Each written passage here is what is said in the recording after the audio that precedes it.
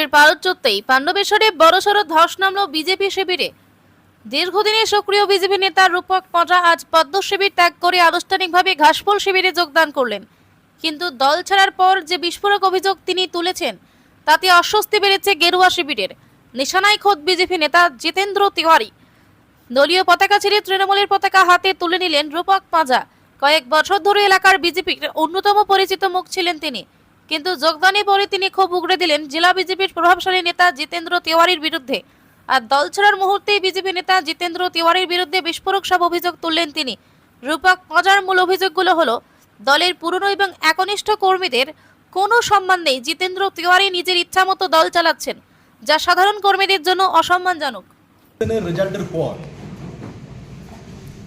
যে ব্যক্তিটি এখন পাণ্ডবেশ্বরের বুকে একটা গুন্ডাগিরি দেখিয়ে বেড়াচ্ছেন,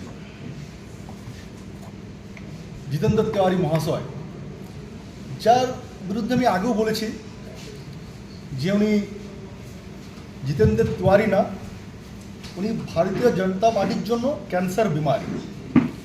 এই ধরনের কথা বলার কারণ কী আছে? 21 ইলেকশনের পর প্রায় 4 মাস ওনার ফোন সুইচ অফ ছিল। পাণ্ডবেশ্বরের বুকে, হ্যাঁ, সামনে বসেই আমি বলছি, কিছুটা হলেও সন্ত্রাস হয়েছিল। সেই সময় আমরা কিন্তু ভারতীয় জনতা পার্টির কোনো উচ্চ নেতৃত্বকে এবং যে মহান ব্যক্তিটি এই মুহূর্তে বিভিন্ন ধরনের কয়লা কেলেঙ্কারি, বালি কেলেঙ্কারি যিনি head, who is the father of Arun Majhi যদি বলতে চায়, তো তিনি হচ্ছেন জিতেন্দ্র তিওয়ারি।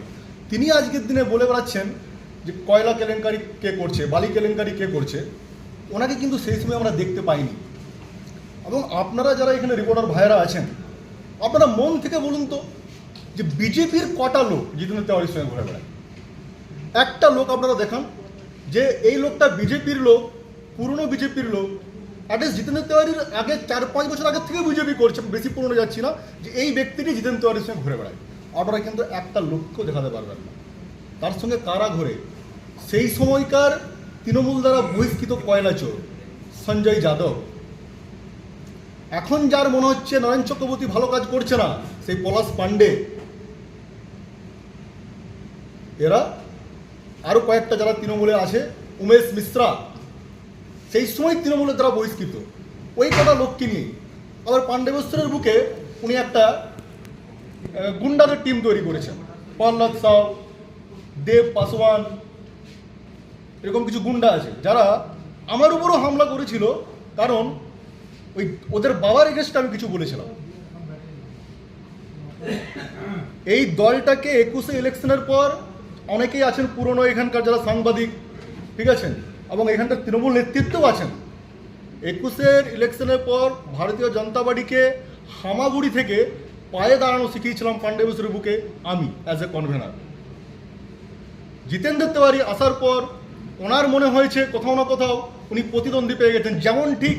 যেমন ঠিক উনি যখন এখানে বিধায়ক ছিলেন, ঠিক যেমনভাবে ব্লক প্রেসিডেন্ট নারায়ণ চক্রবর্তীকে তৃণমূল করা সত্ত্বেও সাইড লাইন করার চেষ্টা করেছিলেন বারবার, এবং নিজের একটা টিম তৈরি করে লড়াই করার চেষ্টা করেছিলেন, লবিবাজি, এটা তো রক্তেই আছে লবিবাজি।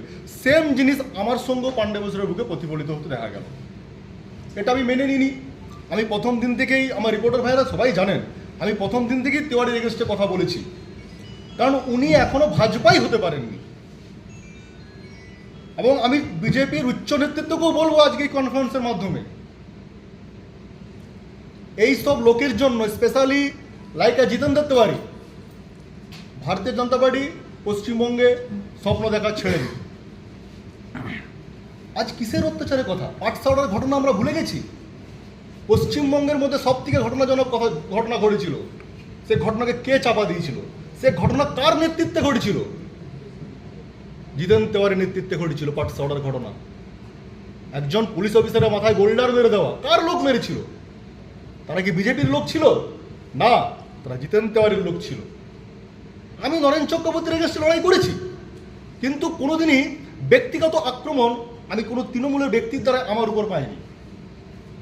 আমি শতদেবের এগেস্টেও মাইকের এগেস্ট সামনে ওর নাম নিয়েই বাজে বাজে কথা বলেছি, কয়লা, বিভিন্ন ধরনের কথা বলেছি। পলিটিক্স করতে গেলে মাইকের সামনে আমাদের বিভিন্ন সময় বিভিন্ন কথা বলতে হয়, কিন্তু আমি কখনো কোনো দিন ব্যক্তিগত আক্রমণ, রাস্তায় আমি প্রত্যেক দিন অফিস থেকে রাত্রি 11-12টায় বাড়ি ফিরি।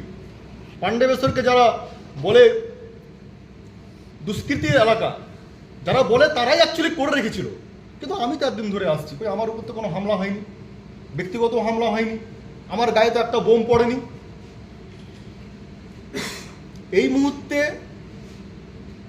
জিতেন তেওয়ারি যে ধরনের আক্রমণ, ব্যক্তিগত আক্রমণ পশ্চিমবঙ্গের বুকে তথা পাণ্ডবেশ্বরের বুকে নিয়ে এসছেন, সেটা আমরা মেনে নিতে নারাজ।